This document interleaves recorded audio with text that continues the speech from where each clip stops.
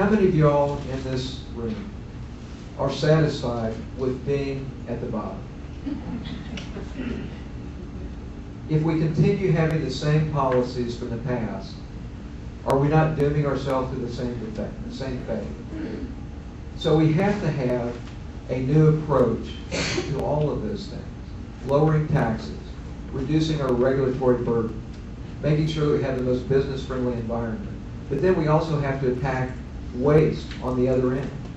Because if we can get government spending under control, we can either reduce our taxes so that the burden is lowered on our people, or we can reinvest those dollars, just like you would in business, to create more jobs, to create more economic vitality. And that's exactly what we need to do. So what I'm going to do is this.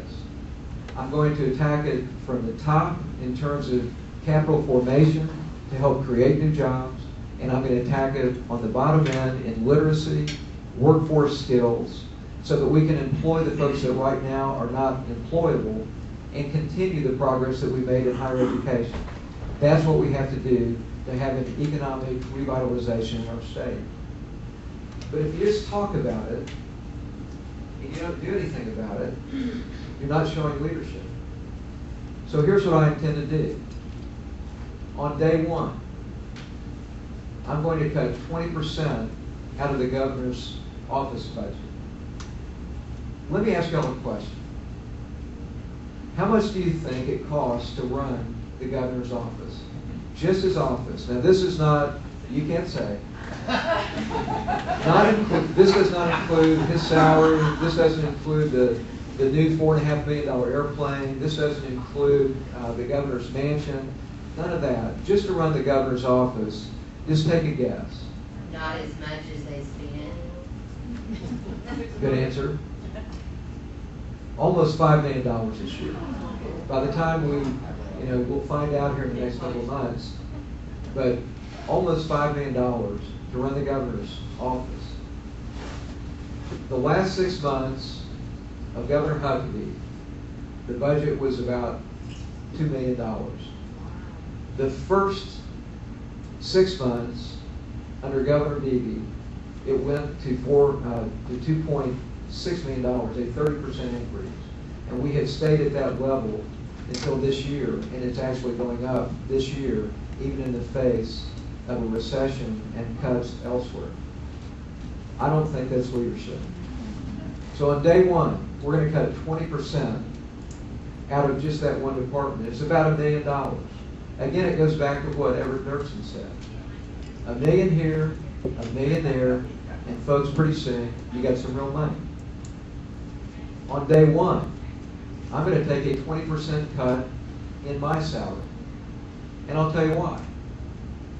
With unemployment at almost 8%, I don't think that that's appropriate to take my full salary until I can get that unemployment rate to 5.5% or less.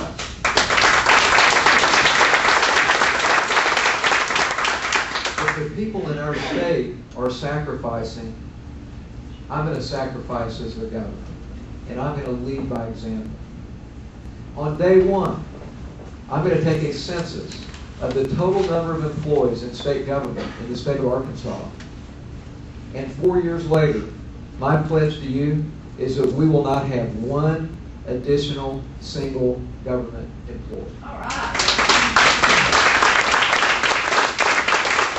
I'm going to follow the example of Governor Douglas in Vermont, of Mitch Daniels in Indiana, and not only arresting the growth of government, but cutting the size of government and making it more efficient. We have thousands and thousands of great government employees who are doing a good job and working hard every day, just like you would in the private sector or in medicine or in education or wherever. We have thousands of those who are doing a great job. But my message to my department heads is going to be the same thing that I've done in business, and that is, I want you to figure out a way to do more with less.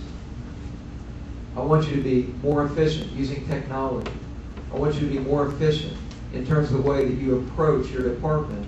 And we are going to appoint a blue ribbon commission to look at every board, every commission and every agency to make sure that they are operating at maximum efficiency, and we are going to make the changes that are necessary to get government spending under control in the state of Arkansas.